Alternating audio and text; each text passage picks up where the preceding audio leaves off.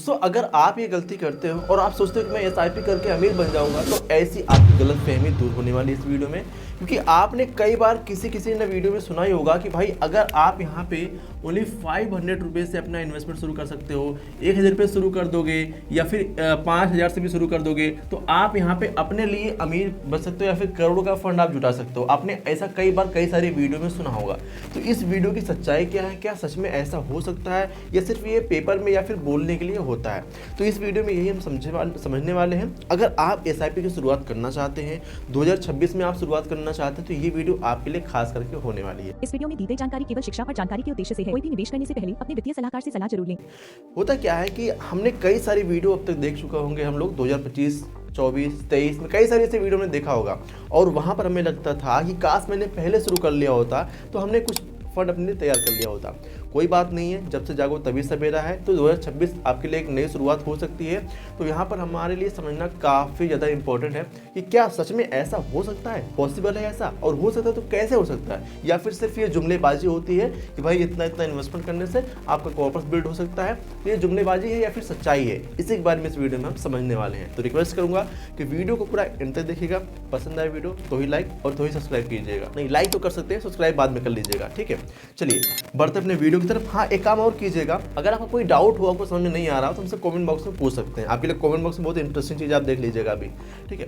तो यहाँ पर समझने वाले हैं कि भाई इसकी सच्चाई क्या है, क्या हमारे पास कॉर्पस बिल्ड हो सकते हैं। तो मैं एसआईपी के खिलाफ नहीं हूँ, एसआईपी एक बहुत ही गुड टूल है अपने वेल्थ को क्रिएट करने का, ठीक है, लेकिन इसके खिलाफ नहीं हूँ। बस एसआईपी की सच्चाई आपके सामने रखने वाला हूँ कि किस तरीके से अगर एसआईपी की जाए तो ज़्यादा बेहतर हो सकती है। किस एज के लोग किस तरीके से एसआईपी करें तो उनके लिए बेहतर हो सकती है। अगर आपकी एज 20 है, भी 25 है, 40 है, या फिर जिनकी एज 45 हो चुकी है, 50 हो चुकी है, उन लोग अपनी एसआईपी को किस तरीके से करें। अब सबके लिए एक ही टूल तो बराबर होगा नहीं भाई, किसी के लिए कुछ होगा, किसी के लिए कुछ होगा। तो उसको समझकर हमारे लिए इन्वेस्टमेंट करना ज़्यादा सही होता है, ठीक है। ऐसे अंधाधुन इन्वेस्टमेंट करना हमारे लिए सही नहीं होता, सेफ तरीके से हमें इन्वेस्टमेंट करना हमारे लिए सही होता है। और अगर आपने अभी एसआईपी शुरू नहीं किया है तो समझ लीजिए ये वीडियो आपकी आंखें खोल देने वाली है। और अगर आप ऑलरेडी पहले से एसआईपी कर रहे हैं तो ये वीडियो आपको ये समझाएगा कि आपको रिस्ट्रिक्ट प्लानिंग कैसे करनी है, सही है या फिर नहीं सही है जो आपने किया है। तो वैसे तो ये वीडियो जैसे एजुकेशनल पर्पस के लिए कोई आपको सलाह नहीं रहेगी, क्योंकि आप सभी को पता है कि mutual fund subject to market risk होता है। यहाँ पर बड़े बड़े सपने दिखाकर आपको रिस्क बेचना नहीं है, आपको समझना बहुत ज्यादा जरूरी है। आप अपने रिस्क टॉलरेंस को देखते हुए फाइनेंशियल एक्सपर्ट की सलाह लेकर अपना इन्वेस्टमेंट करें तो आपके लिए बेहतर हो सकता है। यहाँ पर दोस्तों एसआईपी से जुड़ी कुछ गलत फहमी है जो लोगों को समझना काफी ज्यादा इंपॉर्टेंट है। 90% लोग गलत एक्सपेक्टेशन साथ शुरू करते हैं। 90% लोग, मैं कहता हूँ, गलत एक्सपेक्टेशन साथ शुरू करते हैं। एक्सपर्ट क्या कर रहे थे भाई, रिटर्न यहाँ पे बहुत ज़्यादा एज्यूम कर लेते हैं, ठीक है।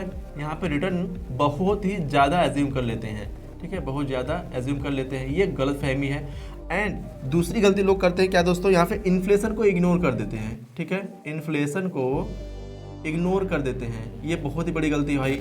और तीसरी चीज़ दोस्तों यहाँ पर क्या है, एसआईपी अमाउंट कभी बढ़ाते ही नहीं, ठीक है, एसआईपी अमाउंट कभी नहीं बढ़ाते। और चौथी गलती लोग क्या करते हैं, जब ये सारी चीज़ें नहीं करते हैं तो लंबे समय के उन्होंने अपने इन्वेस्टमेंट बना रखे हैं 20 साल या 25 साल, इसको ये अचीव नहीं कर पाते अपने गोल को, ठीक है। तो ये जो गलत यहाँ पर लोग एक्सपेक्टेशन पाल रखे होते हैं, ये सबसे बड़ी गलती है। इसी को दूर करना हमारे लिए बहुत जरूरी है। अब दोस्तों यहाँ पर हम एक चीज़ देखते हैं जो पॉपुलर कैलकुलेशन है, बहुत सारे वीडियोस में आपने देखा होगा पास्ट में।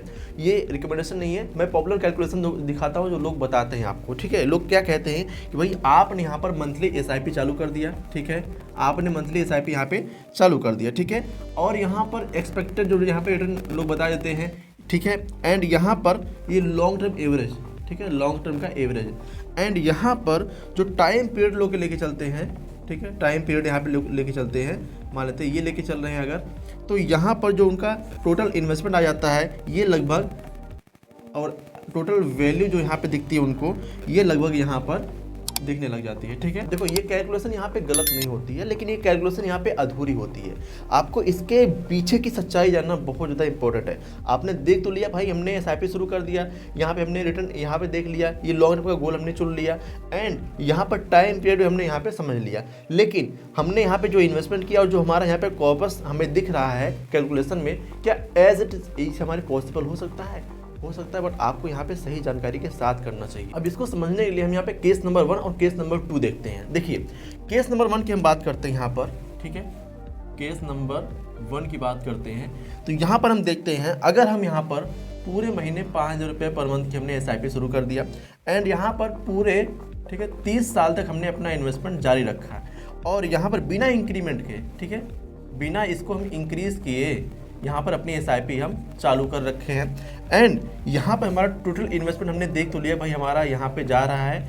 एंड हमारे टोटल वैल्यू लगभग कॉर्पस हमारा जो पेपर पे कैलकुलेशन की तरह दिख रहा है, ये हमें देखने को मिल रहा है, ठीक है। एंड अब यहाँ पर हम देखते हैं ये जो अमाउंट है दोस्तों, ये फ्यूचर की वैल्यू हमें बता रही है, ठीक है। फ्यूचर का अमाउंट हमें दिख रहा है, बट फ्यूचर की वैल्यू हमें नहीं बता रहा है। लेकिन ये हमारा अगर आज इतना अमाउंट बनता तो हमारे लिए सही होता, बट आज जो जिस हिसाब से महंगाई बढ़ रही है, अगर ये महंगाई इसी तरीके से बढ़ती रही तो फ्यूचर में अगर हम इतने साल बाद ये अमाउंट हम जुटाएंगे तो इस पैसे की वैल्यू क्या रहेगी, हमारे लिए यही समझना काफ़ी ज़्यादा ज़रूरी है। और इसी को आपको इस वीडियो में समझाने वाले किस तरीके से आप इसको सही तरीके से डिज़ाइन कर सकते हो। अब केस नंबर 2 हम देखते हो दोस्तों यहाँ पर, ठीक है। इन दोनों से आपको बहुत कुछ समझने को मिलेगा अगर आपने सही तरीके से देख लिया, ठीक है। केस नंबर 2, यहाँ पर मान लीजिए आपने 5,000 रुपये पर मंथ से अपना SIP शुरू कर दिया, ठीक है, 5 रुपये हर महीने।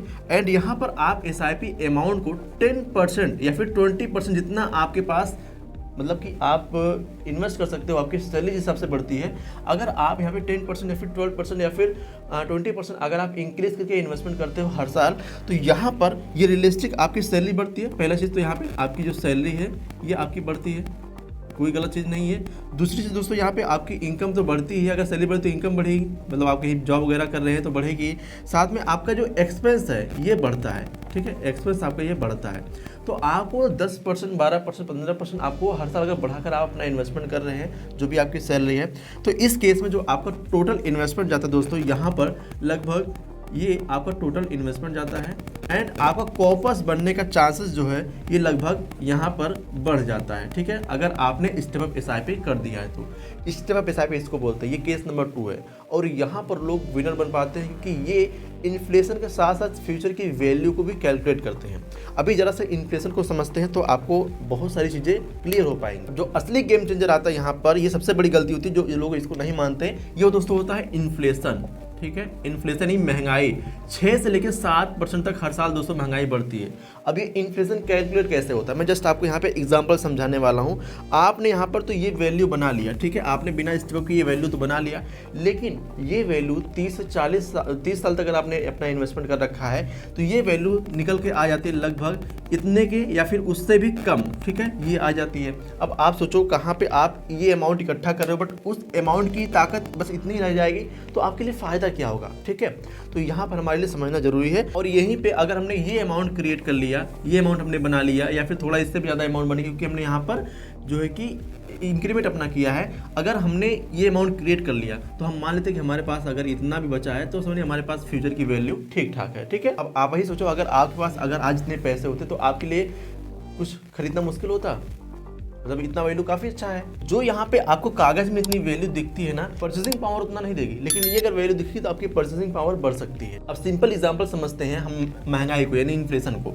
हम जैसे मान लेते हैं अगर हम आज जैसे सिंपली गैस का जो बाटला आता है जो घर में खाना LPG गैस यूज़ करते हैं, अगर इसका प्राइस आज दोस्तों यहाँ पर 900 रुपये के आसपास चल रहा है अभी, ठीक है, 900 रुपये प्रति बाटला या फिर 900 रुपये प्रति सिलेंडर चल रहा है। अगर ये 900 रुपये पर सिलेंडर चल रहा है और यहाँ पर आज के इन्फ्लेशन के साथ अगर कैलकुलेशन करते हैं तो आगे आने वाले 28-30 सालों में इसकी वैल्यू लगभग दोस्तों यहाँ पे 4500 या फिर 5000 रुपये भी हो सकती है। तो ऐसे में आप जो आज 900 खरीद रहे हो, आगे आने वाले समय में 4000 5000 को खरीदोगे तो कैसे सर्वाइव कर पाओगे अगर आप इतनी वैल्यू बनाए रहोगे, ठीक है। इसकी परचेसिंग पावर तो कम रहेगी। अगर ये अमाउंट आप बना रखे हो तो आपके लिए सही है ना। तो महंगाई मैं आपको समझाने डिफाइन करने के लिए बता रहा हूँ कि आगे चीज़ें कितनी महंगी हो सकती हैं अगर इस 6% 7% साथ इन्फ्लेशन बढ़ता रहा। और ये रियलिटी है, ये इन्फ्लेशन बढ़ता रहता है दोस्तों। ये आने वाले समय में आप देख रहे हो, पीछे से देख लो ना, पीछे चीज़ें कितनी सस्ती थी, आज कितनी महंगी हो चुकी है। अगर हम दूध की बात करते हैं तो पीछे 2-4-10 रुपये लीटर दूध था, आज 60 रुपये, आगे आने वाले समय 350-400 रुपये लीटर हो सकता है। तो महंगाई बढ़ती रहेगी, उसी से हमें अपने इन्वेस्टमेंट को बढ़ाकर इंवेस्ट करना ताकि फ्यूचर की वैल्यू और परचेसिंग पावर हमारी बनी रहे। और यहाँ पे सबसे बड़ा सबक हमें क्या मिल रहा है कि भाई जो नॉर्मल एसआईपी ये सेविंग की हैबिट है, इसको हमें चलने देना चाहिए। जो स्टेप अप एसआईपी है ये इन्फ्लेशन प्लानिंग और वेल्थ प्लानिंग हमारे लिए है, तो हमारे लिए स्टेप अप एसआईपी करना ज़्यादा बेहतर हो सकता है। बट जो लोग पैसे बिल्कुल भी नहीं बचा पाते, भाई सिंपल एसआईपी से भी आप शुरुआत कर सकते हो, बुरी चीज़ नहीं है वो। हाँ, लेकिन अगर वेल्थ क्रिएशन करना है आपको तो स्टेप अप में आपको जाना आपके लिए बेहतर हो सकता है। साथ में एसआईपी कभी खराब नहीं होता, लेकिन गलत तरीके से की गई एसआईपी आपको गलत उम्मीदों के साथ आगे बढ़ने में आपके साथ नहीं हो सकती, क्योंकि आपने एसआईपी सही तरीके से किया ही नहीं है और आप वेल्थ प्लानिंग अच्छी कर रहे हैं, तो ये आपके लिए सूटेबल नहीं हो सकता। सही तरीका क्या है, स्मार्ट इन्वेस्टर क्या करते हैं कि भाई एसआईपी जरूर करते हैं, लेकिन हर साल स्टेप अप करते हैं। 8%, 10%, 20% जितना उनके पास होता है ये बढ़ाते हैं, ताकि उनके वेल्थ क्रिएशन में उनकी मदद कर सके। और इन्फ्लेशन को माइंड में रखकर ये कैलकुलेशन करते हैं, गोल बेस्ड प्लानिंग करते हैं, अनरियलिस्टिक ड्रीम से वो बचते हैं कि भाई इतना इतना बन जाएगा, बट नहीं भाई, मार्केट है, ऊपर नीचे होती रहती है, तो समझ कर अपना इन्वेस्टमेंट करते हैं। तो इस वीडियो का निचोड़ क्या है, discipline plus long term wealth creation अगर आपको करना है तो भाई आपको सही तरीके से एसआईपी करनी पड़ेगी।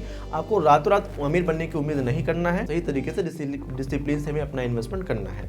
इस step up SIP, inflation adjusted planning और साथ में लॉन्ग टर्म डिसिप्लिन के साथ अगर अपना इन्वेस्टमेंट करते हैं तो हमारे लिए ज्यादा सूटेबल हो सकता है। अगर ये सारी चीजें फॉलो करते हैं तो एसआईपी एक पावरफुल टूल है जो कि आपके वेल्थ क्रिएशन में आपकी बहुत ज्यादा हेल्प करेगा। दोस्तों, आपको ये वीडियो कैसा लगा? अगर ये आपको वीडियो इंटरेस्टिंग लगा हो, आपको वैल्यूएबल लगा हो, तो वीडियो को लाइक कीजिएगा।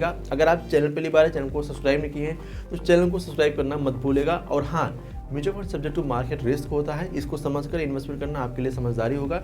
और एक बार कोशिश करें कि आप फाइनेंशियल एक्सपर्ट की सलाह लेकर अपना इन्वेस्टमेंट करें, तो आपके लिए ज़्यादा और बेहतर हो सकता है। अपने रिस्क टॉलरेंस को देखते हुए अपना इन्वेस्टमेंट करें, उसी हिसाब से फंड चुनें तो आपके लिए ज़्यादा अच्छा होगा।